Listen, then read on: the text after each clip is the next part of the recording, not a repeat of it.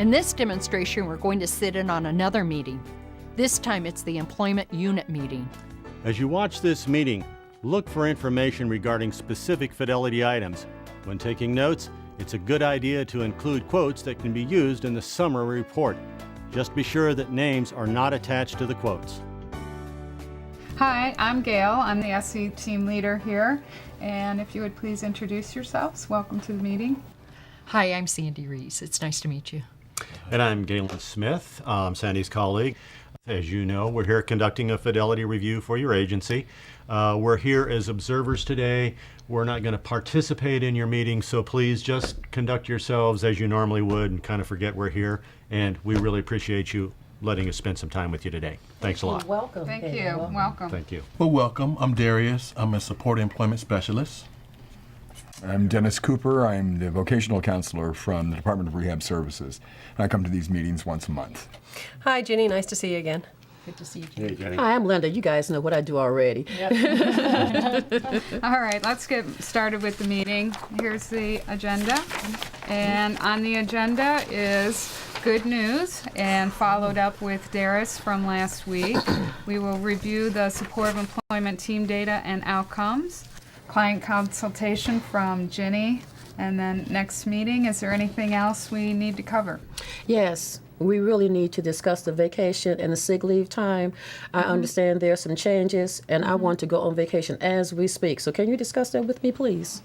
I'll be happy to devote 5 minutes at the end of the meeting to go over vacation and sick leave policy. I'd appreciate that. Sure. I'm ready And to go right now. if we need more time one-on-one, then I'll be happy to talk to you. You about know it. we will.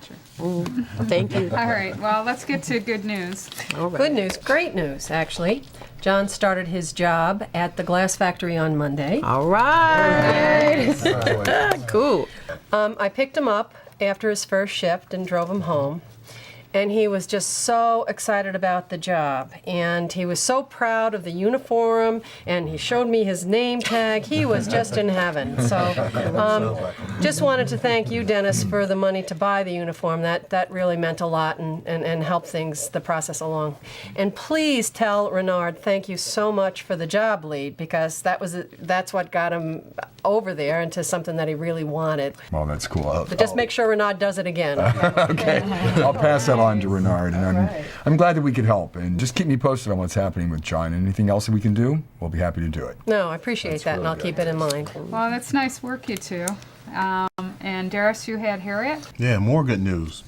Harriet had a job interview last week. All right. This is getting good. She's always been interested in working in a jewelry store, so we found one and she applied for it. She's already told the employer that she's using our services for support employment, and also she's seeking mental health treatment from us. So the employer didn't mind me sitting in the interview because she was a little, hectic and frustrated about interviewing. But I was very impressed. She was prepared for the interview, well-dressed, answered all the questions, spectacular, and, everything was just good. Everything was really good. That's excellent. Now, the only thing we need to do is just follow up to see, have you made any decisions yet? And we're going to, tomorrow, we'll probably try to send off a thank you letter.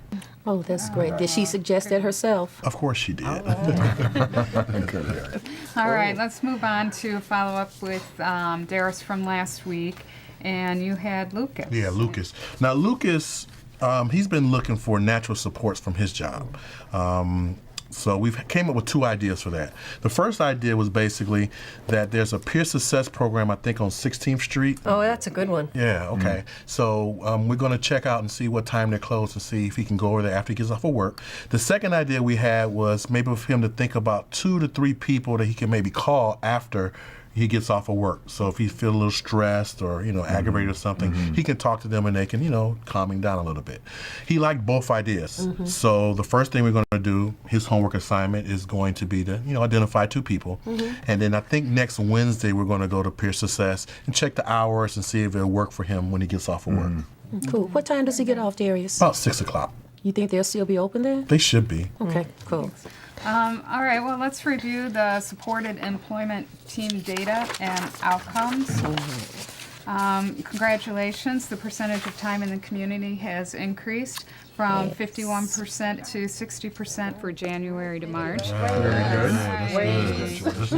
And new job starts has also increased for January to March from 6, and then it was 9. So thank you all for increasing your time in the community. It's really paid off. But there is one issue. The average number of days to first employer contact for clients has increased. Any ideas why? You know, I'm thinking of somebody I'm working with, and what's slowing the job search down for us is that she's missing every other appointment. And I think she's really, really ambivalent about whether or not she wants to work. Well, let's keep our eye on that, okay? And let's go to client consultation from Jenny. You wanted to talk a little bit about Jan? I did, and I'm feeling stuck, and that's why Gail suggested that I bring it to kind of brainstorm with all of you. I've been working with Jade for about 6 months. She's really interested in a retail position. We've developed a job development plan, and we've even had 3 interviews set up. But it never fails. The day before the interview, she cancels it. Wow. Now, I know she gets anxious. She starts to lose sleep because she's worried about what's going to happen. And we can work with that, but I'm trying to avoid the canceled interviews. Right. Well, Jenny, are you sure that these are jobs that she really wants? Yes, Dennis, I really believe it is. I mean, She's telling me the name of the retail store she wants me to go into to advocate for her, so I think that's not the issue.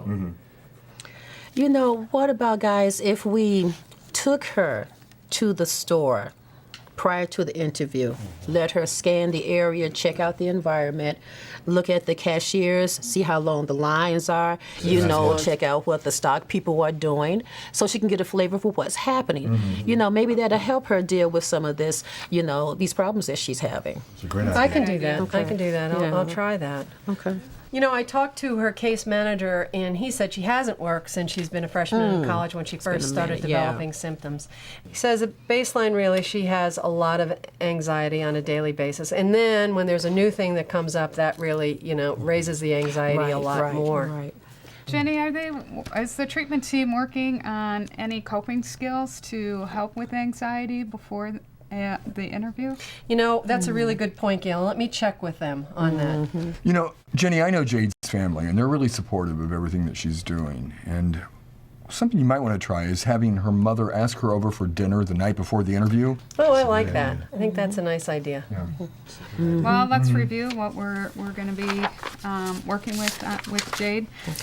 First, we're going to be asking the treatment team if they have worked with any behavioral strategies with Jade.